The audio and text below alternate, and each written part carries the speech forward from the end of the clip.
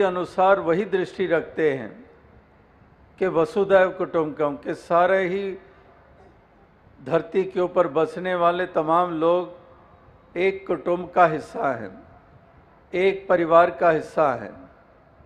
ये ऐसा कुंबा है, ये पहला सबक है किताब खुदा का कि मखलूक सारी है कुंबा खुदा का।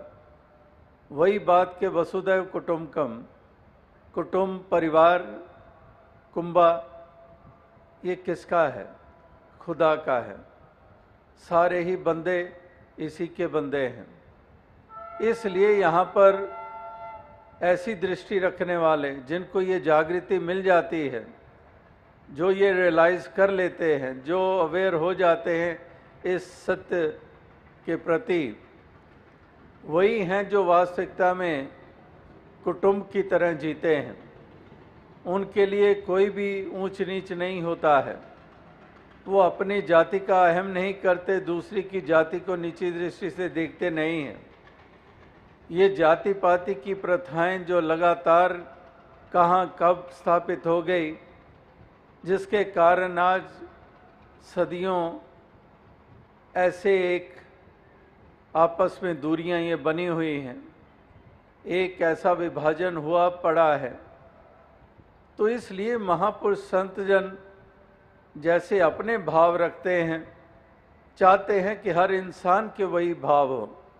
जैसे उनकी समदृष्टि होती है, वो चाहते हैं हर इंसान वैसी दृष्टि वाला बने, जो भेद वाली दृष्टि नहीं है, जो अभेदता वाली दृष्टि है, जहाँ पर ना को बैरी ना ही बेगाना सगल संग हमको बनाई, कि कोई पराया कोई बेगाना नहीं है, सगल यानी कि सब अपने हैं, सगल संग हमको बनाई।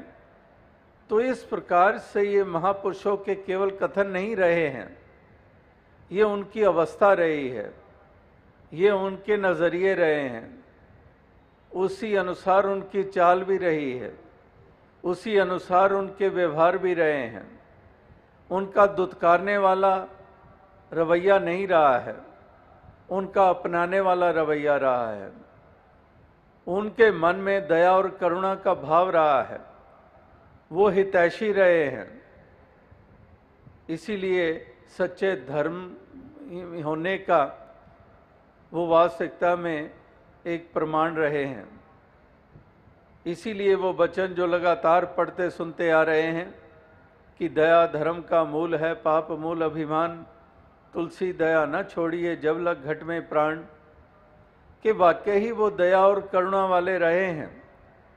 इसीलिए वो सच्चे धर्म की परिभाषा पे खरे उतरे हैं कि दया धर्म का मूल है, कि धर्म का मूल दया है।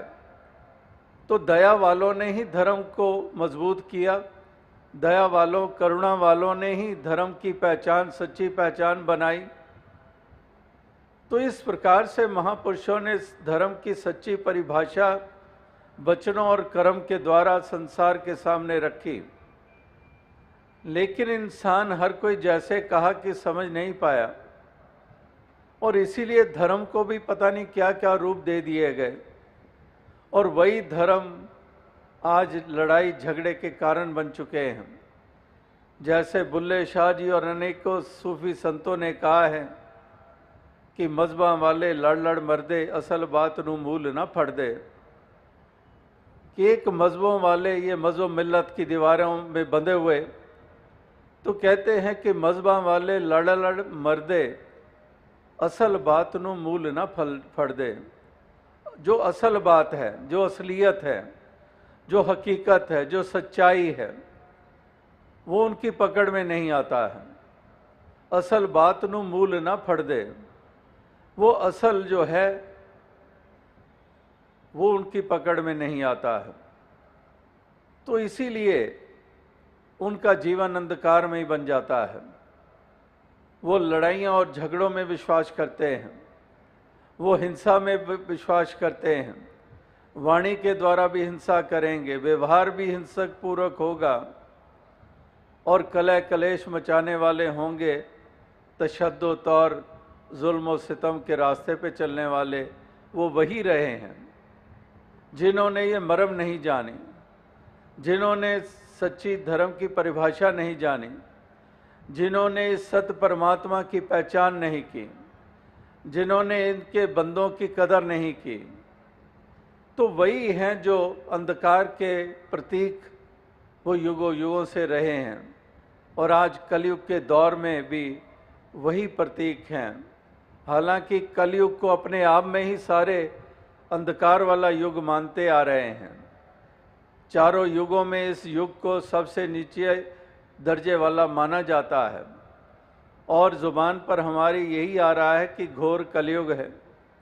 घोर कलयुग इसीलिए है क्योंकि यही बंदा जो खुदा का बंदा होने के बावजूद, जो आत्मा हर बंदे में परमात्मा की अंश के रूप में है, ज्योत है, लेकिन अज्ञानता ने इसकी चाल को कैसी बना दिया है कि एक घोर कलयुग का ये हिस्सा माना जा रहा है, जहाँ पर भाई भाई का वैरी है, जहाँ पर घृणा वैर ईर्ष्या की अग्नि में जलते और जलाते हैं, जहाँ पर ये संबंध कितने कमज़ोर होते चले जा रहे हैं, कहाँ पर दो पैसों के लिए भाई भाई का वैरी बन जाता है।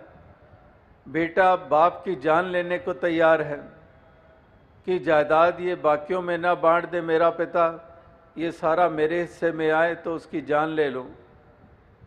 तो इस प्रकार से ये किस कदर इंसान की ये चाल बनी हुई है, किस कदर ये इस जीवन के सफ़र को तय कर रहा है। तो ये महापुरुष संत जन इसीलिए कदम कदम पर सुचेत करते हैं, कदम कदम पर एहसास कराते हैं कि इंसान तेरी बहकी हुई चाल, तेरी भटकी हुई चाल, ये तेरे लिए और औरों के लिए नुकसान का कारण है। तू अपनी चाल संभाल ले, तू अपना रुख, अपना मुख उस और कर ले जिस तरफ रुख करने से तेरा भी उद्धार होगा और तेरे द्वारा दूसरों को भी सुख मिलेगा। तो इसलिए महापुरुषों ने कदम कदम पर इसको चेतनता दी है, कदम कदम पर जागृति दी है, कदम कदम पर एहसास कराया है कि इंसान ज़रा ठहर और सुन और समझ कि वाकई ही तेरा जीवन किस तरह से, किस प्रकार से जिया जा रहा है, तू किस तरफ तू अपने कदमों को बढ़ा रहा है। तो जिसके कारण तेरा कल्याण होना है, जिसके कारण तेरी शोभा बननी है, जिसके कारण तेरा रुतबा बुलंद होना है, जिसके कारण आनंद का पात्र बनेगा, जिसके कारण तेरी आत्मा आवागमन के बंधन से निजात पाएगी, तो क्यों ना तू उस रास्ते पे चल निकले। इसीलिए महापुरुष उसी रास्ते पे चलने के लिए प्रेरणा देते हैं। गफलत की नींद में सोए हुए को जगाते हैं कि इस गफलत की नींद से जग जाओ। ये गफलत की नींद में सोए सोए सारी उम्र तमाम कर दोगे, खाली हाथ आए और खाली हाथ चले जाओगे, और खाली हाथ आए और खाली हाथ जाने का जो भाव है उसके पीछे भी महापुरुष बताते हैं कि ये खाली हाथ आना और खाली हाथ चले जाना, क्योंकि इंसान इस जन्म को, उत्तम जन्म को पाकर भी ये वो उपलब्धि नहीं करता, वो प्राप्ति नहीं करता जिसके कारण ये कहा जाए कि खाली हाथ गया नहीं है, ये भरपूर होकर गया है, ये सच्ची दौलत को प्राप्त करके गया है, इस राम रतन धन को पाकर माला माल हो गया है, केवल लोक के लिए नहीं पर लोक के लिए भी। इसने अपने तमाम बंधनों को उससे निजात पा ली है। तो इस प्रकार से ये महापुरुष कहते हैं कि अमोलक जन्म मिला, भरपूर होने का मौका मालिक ने दिया, लेकिन इंसान कंगाल ही रहा, आत्मा कंगाल रही, इसका मन कंगाल रहा, क्योंकि इसने वो कदम नहीं उठाए, क्योंकि ये गफलत की नींद से उठा नहीं, क्योंकि इसने ये सच की लख्ता की नहीं, ये सच की प्राप्ति की नहीं है। इसीलिए ये बल्कि बोझ अपने बढ़ाकर इस संसार से रुखसत हुआ। रुखसत तो हर किसी को होना है, जाना तो इस संसार से हर किसी को है। यहाँ पर किसी का भी लिहाज नहीं है। ये ऐसा विधान बना हुआ है कि यहाँ पर राम भी नहीं रहते और रावण भी नहीं रहता है। राम गयो रावण गयो जाका बहु परिवार, कहो नानक थिर किछ नहीं सुपने जो संसार। कि राजा हो या रंक हो, पढ़ा हो या अनपढ़ा हो, निर्धन हो या धनवान हो, कोई भी हो, किसी के ऊपर भी, एक इंसान के ऊपर भी ये बात लागू नहीं कि उसका लिहाज है। यहाँ तो जाना ही पड़ेगा और हर कोई जा रहा है। हमेशा के लिए कोई राह नहीं है। तो जो आए हैं सो जाएंगे, राजा रंग फकीर, कि जो आता है वो जाता भी है। उगा सो काटिए, फूला सो कुमलाए, जो बना सो गिर पड़े और जो आए सो जाए। कि ये तो ऐसा ही विधान है। लेकिन महापुरुष आज भी अपने वचनों में यही ये एहसास करा रहे थे कि वास्तविकता में हमने इस जीवन के मायने को मायने देने हैं। We have to give meaning to our lives, कि हमने अपने जीवन को सही मायनों में प्राण देने हैं। ये जिस्म के प्राण ही काफ़ी नहीं है कि हमारे प्राण हैं, हमारी श्वासें हैं, हमारी नब्ज़ है, हमारी धड़कनें हैं, इसलिए हम जिंदा हैं, इसलिए जीवन चल रहा है। महापुरुष कहते हैं कि ये असल जीवन नहीं है। इस जीवन को हमने सच्चे प्राण देने हैं। दिल को हमने सच्ची धड़कनें देनी हैं। वो धड़कनें जो प्यार के तहत धड़कती हैं, वो धड़कनें जो दया और करुणा के तहत धड़कती हैं। दिलों को वो धड़कनें देनी हैं। हमने जीवन को सच्चे प्राण देने हैं, वरना ये प्राण होते हुए भी हम प्राण रहित हैं, जिंदा होते हुए भी हम मृतक हैं, चलती फिरती लाशें हैं, जिंदादार गौर जिसको कहा जाता है। क्योंकि ऐसे जीवन को जीवन ही नहीं मानते हैं महापुरुष संतजन, वली गुरु पीर पैगंबर। वो जीवन की उनकी अपनी परिभाषा है, वो पैमाना और कसौटी कुछ और ही है। ये जीवन को वो जीवन नहीं मानते हैं कि तुम जिंदा हो, सांस ले रहे हो, धड़कनें चल रही हैं, तुम बालपन से किशोरावस्था और किशोरावस्था से जवानी की उम्र में और जवानी से बुजुर्गी तक पहुंच गए हो, इसलिए तुम जिंदा हो। महापुरुष कहते हैं कि ये जीवन नहीं है। असल में इस जीवन को भी हमने जीवन देना होता है, प्राण देने होते हैं। और वो जीवन तब कहलाता है जब वास्तविकता में इसी जीवन में हम वो उपलब्धि कर लेते हैं, जब इसी जीवन में हम मंजिल मकसूद को प्राप्त कर लेते हैं, जब इसी जीवन को हम वो दिशा दे देते हैं,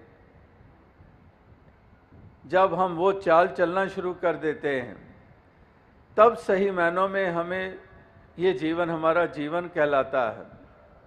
जब हम प्यार के साथ जीना शुरू कर देते हैं, जब हम एक दूसरे के दुख सुख में शामिल होने वाले बन जाते हैं, जब हम गिरे हुए को उठाने वाले बन जाते हैं, जब हम उजड़े हुए को बसाने वाले बन जाते हैं, जब हम रोते हुए को हंसाने वाले बन जाते हैं, तब वास्तविकता में ये मान लिया जाता है कि इसने जीवन का सलीका प्राप्त कर लिया है, इसने जीवन जीने का ढंग प्राप्त कर लिया है, इसने सही मायने में जीवन को मायने दे दिए हैं।